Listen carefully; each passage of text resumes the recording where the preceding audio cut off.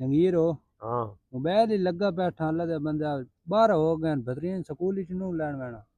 यार है एक बड़ी मुसीबत है स्कूल वाली। साडा दौर आ यार जनाब आपे स्कूल बहना जनाब मां प्यो नू परवाह ही कोई नहीं होंदी। ओ जनाब 6 साल बस्ते होने वा गाठे पाए होने रोटी होनी ना बुद्ध विच खंड सट्टी होनी तुम बलेट के वजह भी पाई होनी ते आपे वहंदे पे आपे आंदे पे हुण जनाब वो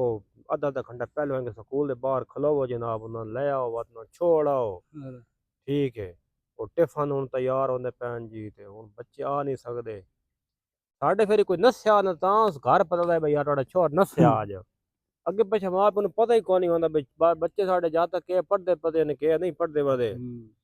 बात यार मतलब पहाड़ी गया हूँ तो पता नहीं यार टेंशन बनी रही यार अजीब हो रही है है